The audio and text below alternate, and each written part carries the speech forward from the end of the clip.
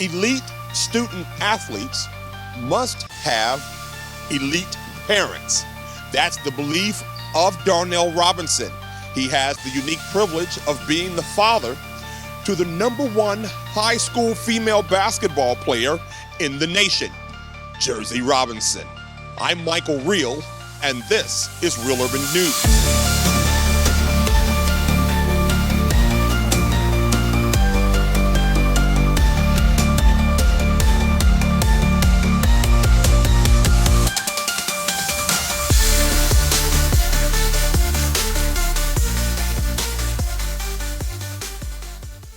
When you were playing, we didn't have social media.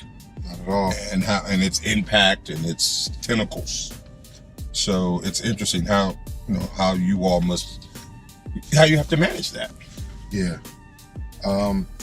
It's great. I mean, for her, she gets the benefit. I had to educate her on the whole thing with the NIL, name, image, and likeness. The O'Bannon brothers, kudos to them for, setting that trend back in the day on the NCAA game. And I'm seeing they just now bringing NCAA back now in 2025. So, they started that a long time ago, but, this generation gets to reap the benefits of that. So I don't even think they really know who the O'Bannon brothers are. Right, sure. But they were very, essential to the success these kids are able to have now. How do you navigate all the different aspects of this thing we call sports? Because high school sports is just as intense and the competition is just as real as D1 school, college. For me, it's easy being a former athlete, right? I played, high school football at the highest level. I played collegiate football at the highest level, and I had an opportunity to, have some NFL opportunities at the highest level. So to come back down is easy for me. It's almost like I have the compass or the tour guide. I'm a great tour guide to navigate my daughter through this because I've done it already. So it's been easy. As hard as it is and everything, it's been very easy. Like I always tell people, I'll let you know when it gets hard. But it has to come with some challenges. The challenges are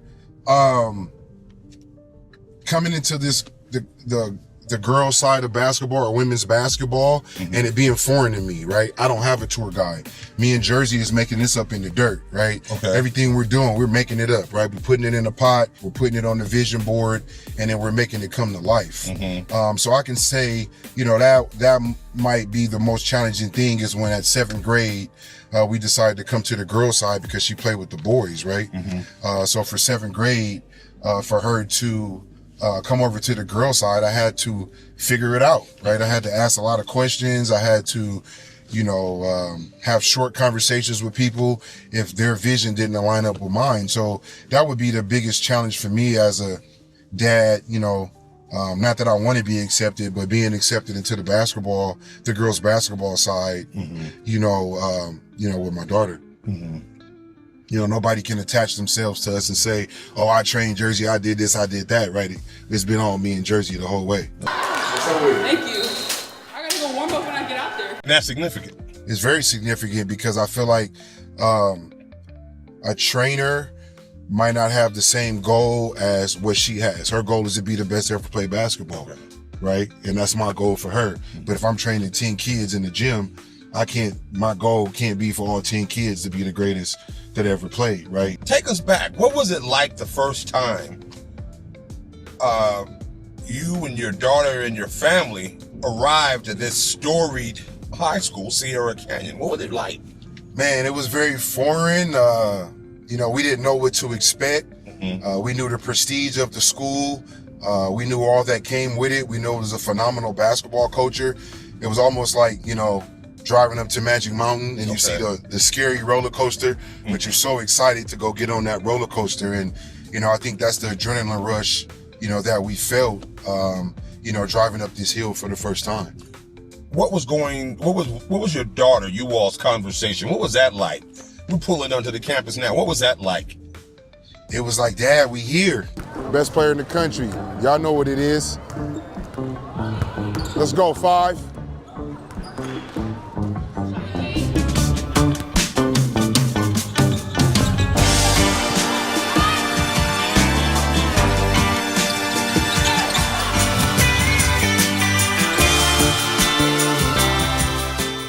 She was really excited because she knew that of Sierra Canyon. She knew of the Juju Watkins that came through here, through the Mac Randolphs and the Arenases and Bronny James. So, Marty Bailey. So you walk onto this campus and you can't do nothing but get excited as a young hooper. What a great phrase, a young hooper. She's a hooper for sure. So my father was a football player at Oregon State. He played linebacker, so he's very passionate when it comes to me as well as my brother. And he expresses that passion through yelling and being loud. So I know that he's one of my biggest supporters, if not the biggest supporter. Elite athletes, particularly high school, have to have elite parents. Facts. Because you have the professional background and the high-octane college background, that had to blend into your training your daughter? It was, again, I love the feeling of competing. I love everything that comes with being the best. So for me, when she was like, Dad, I want to be the best, I'm like, bet. Like, let's get it done. Like, I was an obsessed athlete. I blood, sweat, and tears. I gave it everything that I had, to get to that point. So when she was like, let's go, I'm like, bet, let's go. But I was waiting for her to tell me. I didn't want to put that pressure like, oh, you're going to be this or you're going to be that. She said, Dad, I want to be great at 9. I said, bet, let's go. So at 9 years old, she was formulating this vision. Yeah, because at 5, the first time I seen her hoop, she dropped like 20. I was like, wow. Like, I never even worked with her. We never even done anything. So I waited a couple years to make sure that that's what she wanted. And at 9, she's like, Dad, I want to hoop. I want to be the best. And I said, bet, let's go. Her love is like my love for football. She's very passionate. She plays, with a lot of emotion. She's a great leader. And she's always going to bring her A game, when the lights come on. And, that's the thing that I taught her from a young age. Always bring your A game. Coach, so we're sitting outside in this outdoor weight area. Is this where your daughter, Jerzy, gets all the strength and power that she transfers to the court? Most definitely. We spend a lot of time in this general area just working on her craft, working on her body, doing a lot of injury prevention, doing a lot of things that, allow her to go out and, be the best player, in the country. We're at one of the top high schools in the country, Sierra Canyon High School. How did you all get here?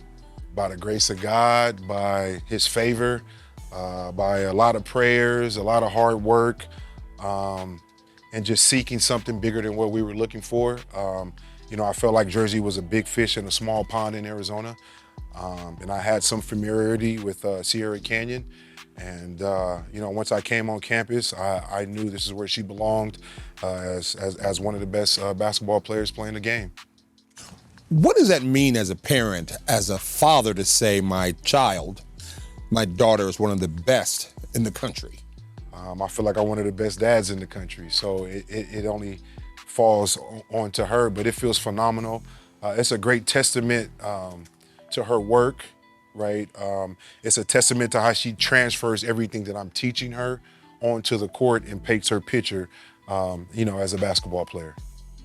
When did you realize, and I know we discussed it earlier, but when did you realize that she was special and had the ability and athletic skill that perhaps a lot of girls her age didn't possess? From birth, she was special. It's my firstborn, but, from the first time she stepped on the court at age 5, I was watching her play the game, and, I hadn't even really put my hands on her or worked with her. It was just her natural skill. Like I said, she dropped like 20 points, and I was like, oh, all right. Like, we got something to work with here. Being an athlete requires versatility, and so I approach my style with that. I'm always looking for something new, something different, something that expresses me.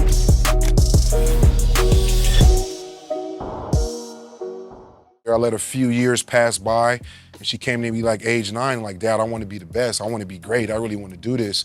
And at that moment, I was like, bet, I know how to get you to that next level, and I know what it's going to take to get there. Your background, athletic, played college ball, professional ball, worked in the professional and academic arena with sports. You brought all that to the table as a father, did that make the difference?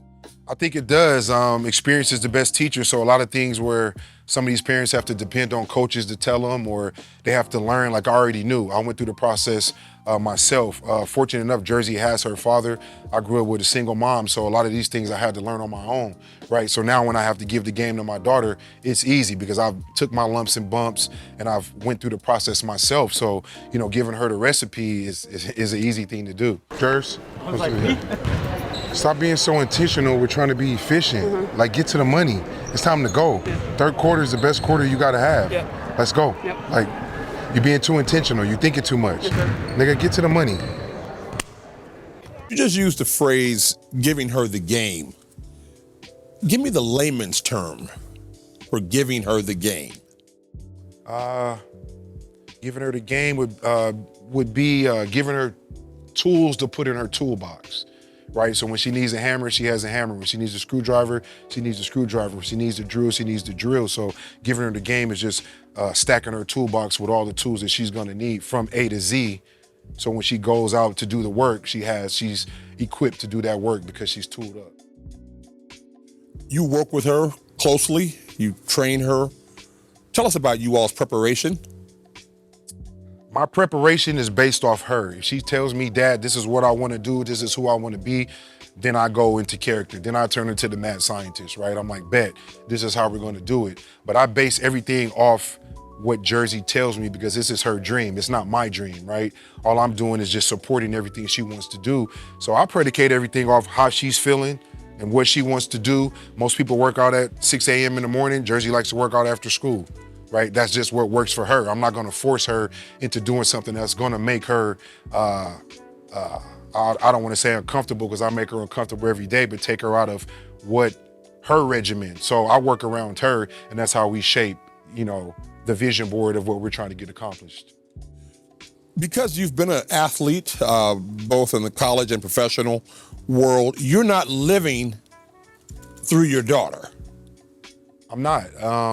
I think that's what makes our relationship very unique. I'm not living vicariously through her. I balled out. I was team captain. I was all Pac-10. Like, I was the man on my team. Like, I led people.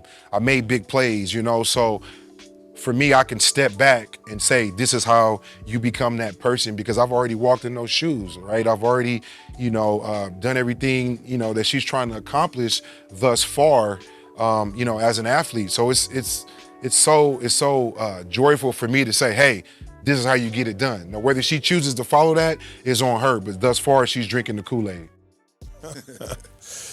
What do you tell other parents who don't have your background, who haven't had the opportunity to play at a high level, how to navigate all the things that come to these marvelous student athletes? For me, I say get around somebody that knows the game because iron sharpens iron, right? Obviously, I'm a football player.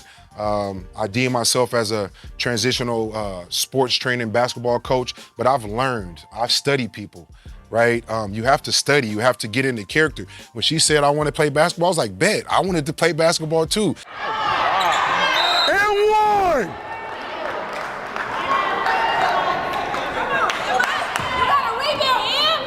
You gotta go, 5!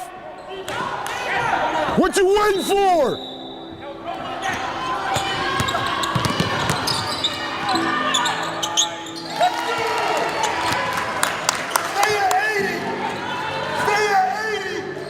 So all I'm doing is getting into character, right? And being that basketball player that I would see myself being and playing the game that I would play. You have to get into character as a parent. You have to make sacrifices. You have to lead by example. I work out twice a day, right? Because I know my daughter gonna be like, Dad, did you work out? My son will be like, did you work out? And I wanna be like, yeah, I did. Now, it's time for you to go get yours. So I would just say, get into character, get around people that are successful, and don't be intimidated by people that are doing better than you, right? It's too many times that, parents are so much in competition, but at the top, me and Jerzy trying to collaborate with everybody. The Robinson's table is big enough for everybody to eat, right? You start with the mashed potatoes, we start with the turkey, but at some point, we're gonna flip-flop, right? So we wanna see everybody eat, and that's just where we stand. When you think about the names that dominate sports, the brands, Nike, the jerseys, and all that comes with it, how do you keep a child humble in this environment? It's really unimaginable. To sign with Nike at 15 is something I couldn't even dream of because I didn't know it was possible. So to be put in this position, it humbles me. It allows me to be, grateful for everything that is coming to me and everything that I have. And it just motivates me to keep going to achieve more in the future. First and foremost, she has a relationship with God, right? So, she says some stuff to me sometimes, and as a father, I say, take it up with God. So she's spiritually grounded. She's faith-based. So she's never getting caught up in too much of everything that's going on. She always reverts back to that part. So I can say that's been something that's been instilled in her. So that's, I would say, is what allows her to balance, being the best player, signing to Nike at a young age, having all of this success, taking the time after a loss to stop to take pictures because she understands, who she has to be, based on her faith. Right, and that's what I would say that's Jerzy's superpower as she goes through this process. How does her mom pour into her as a young lady? That's the part that a dad can't do, right? Because I can't walk in those shoes, right? So she does a phenomenal job of keeping Jerzy balanced. She challenges her. She gives her the world from a different perspective, right? Because she's getting it from her dad. Now she gets it from her mom. So I would say, she does a great job of keeping her balanced, doing things in the community, taking her to church, making sure she stays instilled again with her faith. So she has a great support system on both ends. As an African-American man, what are some of the challenges that you've experienced personally? Maybe you were targeted. Maybe you weren't allowed into the arena. Or maybe the parking pass didn't work. Talk about how you deal with those kind of things and it's personal. Well, I say, for instance, I'm a linebacker, right? So now you have a football player coming into girls basketball. The whole time I've been in girls basketball, I've been misunderstood. Oh, he's aggressive, he's crazy, he's that, I'm a football player. We see the game different. We play with passion, we play with emotion. So I've had tons of coaches, once they understood, oh, you play ball at a high level, or I apologize, right? So those are the things, the misconception. They think I'm a crazy black dad just yelling at his kid, but I'm really not. I'm someone who understands what it takes, right? I'm someone who has been in the trenches. I'm someone who has led many men, right, to go out and be successful. So I know what it takes. So I just think that whole, misperception of he's big, he's this, he's that. But me and my daughter have a phenomenal relationship. And what they fail to realize with me yelling and barking at her, she's responding. She's getting buckets. Right, she's leading her team to victory. So I just think that's been the biggest thing is a misconception of like I'm this angry dad just yelling at his daughter, but I'm a football player. And the way we communicate is being aggressive, right? The way we communicate is by barking, by talking, right? And that's the way, it's just what comes with me stepping into this game. The hardest thing about being a top-ranked recruit is maintaining it. It's hard to get there, but it's even harder to stay at the top. So just making sure you stay motivated, putting in the work, staying in the lab. It comes with pressure, but pressure is a privilege. So you appreciate it, and you know that you are the pressure. So you take advantage of it. We're at Sierra Canyon High School. A lot of famous folks, kids go here. A lot of famous athletes have come out of here. What's it like for her on campus to be friends with this one and that one, have access to this, have access to that? The friendship. You know what? Sierra Canyon is a different place. And I say that, the culture's different. You being around like-minded people, iron sharpens iron. So a lot of these people are inspiring to do bigger and better things than just be athletes, right? Lawyers, doctors, film producers, and all these different things. So, when she looks across at the next person, she knows that person is just trying to be great at what they're doing off the court, just as the same as she is on the court. So, it's been great, and it's something that I can't even, put into words. And every time I walk on this campus, I know that we're blessed, and it's just amazing to be here each and every day. New season coming up pretty soon. What's your hope? There's no hope. The goal is to win a championship, to win a state title, to win an open title, and to win a national title as well. I mean, when you have the best player in your country, that's the expectation when you step on the court, is just to be the best. So, you know, set California on fire like we've done since we stepped foot here. Darnell Robinson, thank you for being with us. Thank you for having me. All right, Coach. Yeah.